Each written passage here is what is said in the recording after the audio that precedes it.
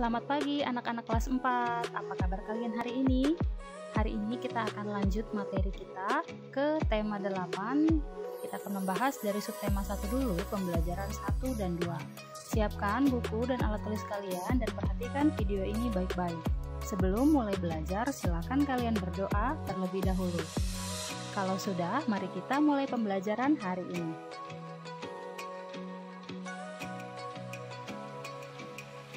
Oke, yang pertama kita akan belajar bahasa Indonesia tentang cerita fiksi.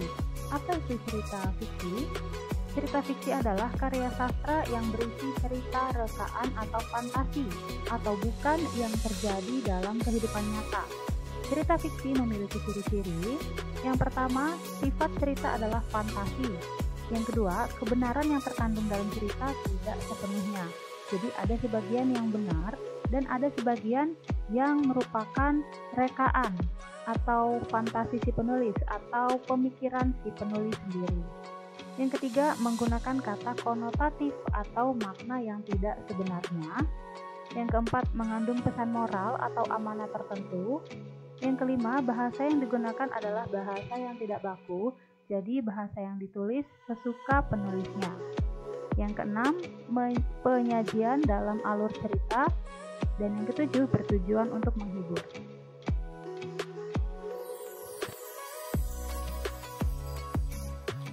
Cerita fiksi dibedakan menjadi novel, cerpen, dan roman. Novel adalah karangan prosa yang panjang, mengandung rangkaian cerita kehidupan seseorang dengan orang-orang di sekitarnya serta menonjolkan watak dan sifat setiap pelaku. Sedangkan cerpen yaitu suatu karya sastra pendek yang menceritakan kisah cerita dari suatu tokoh yang di dalamnya terdapat permasalahan serta solusi dari masalah tersebut. Jadi cerpen ini agak sedikit lebih pendek dari novel. Kalau novel bisa satu buku, kalau cerpen biasanya hanya beberapa lembar saja. Dan yang ketiga yaitu roman. Roman adalah cerita fiksi yang menampilkan keseluruhan hidup suatu tokoh beserta permasalahannya, terutama dalam hubungan dengan kehidupan sosial dari lahir hingga mati. Jadi kalau dalam roman ini, semua watak tokohnya diceritakan dari lahir hingga mati. Berbeda dengan novel. Kalau novel menceritakan watak atau sifat pelaku tetapi tidak sampai pelakunya itu mati. Tadi kita sudah bahas cerita fiksi, nah sekarang kita beralih ke cerita rakyat. Apa itu cerita rakyat? Cerita rakyat adalah cerita yang berasal dari masyarakat dan berkembang dalam masyarakat pada masa lampau. Ciri-ciri cerita rakyat yaitu, yang pertama, tidak diketahui siapa yang pertama kali membuatnya. Yang kedua, berkembang dari mulut ke mulut. Yang ketiga, bersifat tradisional. Yang keempat, mengandung nilai-nilai luhur. Dan yang kelima, disampaikan secara turun-temurun. Jadi cerita rakyat pada zaman dahulu itu tidak diketahui siapa yang pertama kali membuatnya. Dan berkembang dari mulut ke mulut, karena zaman dahulu tidak ada pulpen, tidak ada kertas, tidak ada media untuk menulis. Jadi menyebarkannya, cerita itu berkembang dari mulut ke mulut, diceritakan dari orang satu ke orang lain, bersifat tradisional dan mengandung nilai-nilai luhur. Dan biasanya disampaikan secara turun-temurun, misalnya dari kakek atau nenek kita menceritakannya kepada ayah atau ibu kita, kemudian menceritakannya lagi kepada kita, begitu sampai seterusnya. Cerita rakyat terbagi menjadi 5 jenis, tapi pada pembelajaran kali ini kita akan membahas 3 di antaranya. Yang pertama, legenda.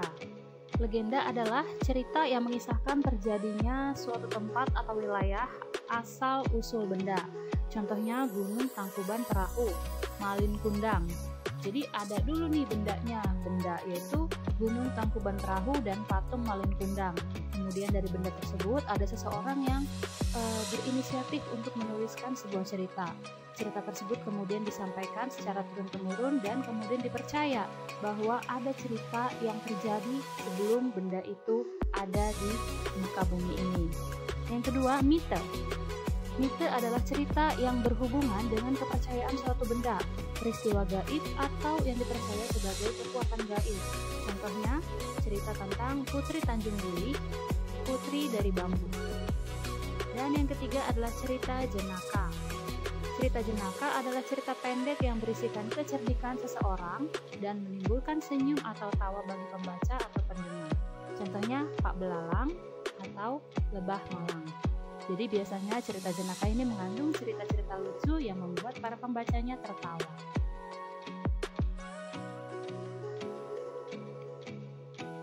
Nah, sekarang mari kita beralih ke ilmu pengetahuan alam. Kalian masih ingat ya materi kita tentang gaya? Ya, gaya diartikan sebagai tarikan atau dorongan yang dapat mempengaruhi keadaan suatu benda. Macam-macam gaya yang dapat membuat benda bergerak. Yang pertama ada gaya gesek. Gaya gesek ditimbulkan karena adanya dua benda yang saling bergesekan. Contohnya, saat kita mengasah pisau, yang bergesekan itu antara mata pisaunya dengan batu asah. Yang kedua, mengamplas dinding. Yang bergesekan itu dinding dengan amplas. Dan antara rem sepeda dengan roda sepeda. Kalian bisa lihat ya, di situ ada gambarnya.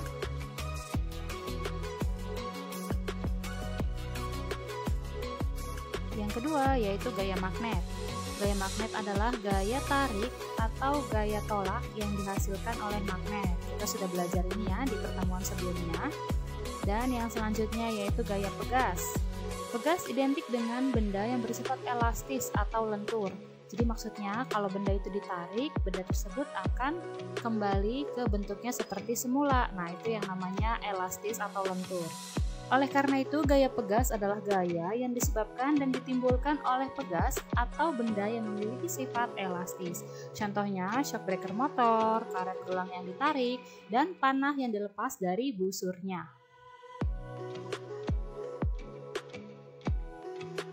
Selanjutnya yaitu gaya listrik. Gaya listrik adalah gaya yang ditimbulkan oleh benda yang bermuatan listrik. Contohnya, serpihan kertas akan menempel ketika disekatkan dengan sisir atau penggaris plastik yang telah digosokkan pada kain wol atau rambut kita. Lalu ada gaya otot. Gaya otot adalah gaya yang berupa dorongan atau tarikan terhadap suatu benda yang dihasilkan. Contohnya, menendang bola, membawa air dalam ember, atau kegiatan lain yang memerlukan tenaga atau kekuatan otot kita, otot manusia. Jadi semua kegiatan itu memakai gaya otot.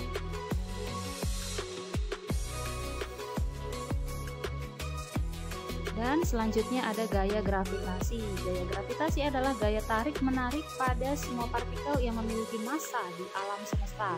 Contohnya, benda yang dilempar ke atas akan kembali dan jatuh ke tanah.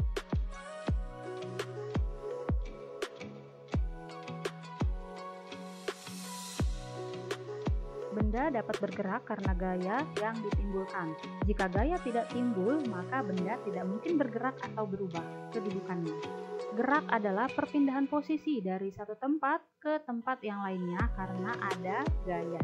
Gaya yang diberikan ke sebuah benda mengakibatkan berbagai perubahan. Contohnya, yang pertama, benda diam menjadi bergerak, benda bergerak menjadi diam, dan benda bergerak menjadi berubah arah.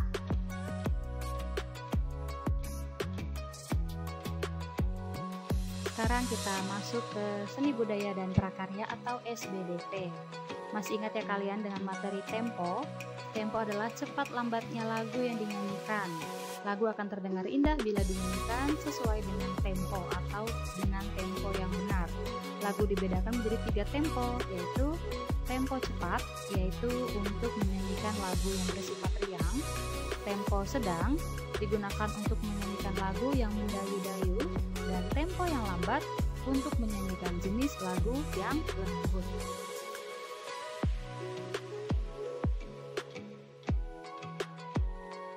Berikut ini ada tabel lagu daerah dengan temponya. Kalian bisa lihat dan isi di buku paket tema 8 halaman 14. Kita isi ya. Yang pertama, nama lagu daerah. Bungung Jempa. Dari mana ayo? Dari Aceh ya. Bungung Jempa ini memiliki tempo andante. Yang kedua, Bubui Bulan. Temponya moderato. Gundul Pacul memakai tempo moderato juga. Potong Bebek Angsa memakai tempo allegro. Dan yang terakhir, Apuse memakai tempo moderato.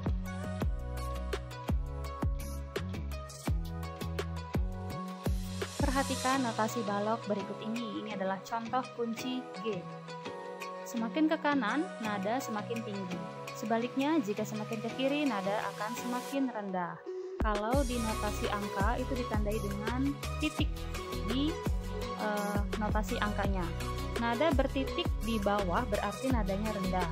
Jadi kalau ada do dengan titik di bawah berarti do rendah. Nada tidak bertitik berarti nadanya sedang. Jadi kalau do tidak ada titiknya berarti dia do sedang. Dan nada bertitik di atas berarti nada tinggi. Kalau ada do dengan titik di atasnya berarti itu adalah do tinggi. Nah, tangga nada adalah urutan nada yang disusun secara berjenjang, mulai dari yang rendah sampai tinggi. Nada rendah ditandai dengan titik di bawah, nada sedang ditandai dengan tidak adanya titik, dan nada tinggi ditandai dengan titik yang ada di atas not. Sampai di sini anak-anak paham ya?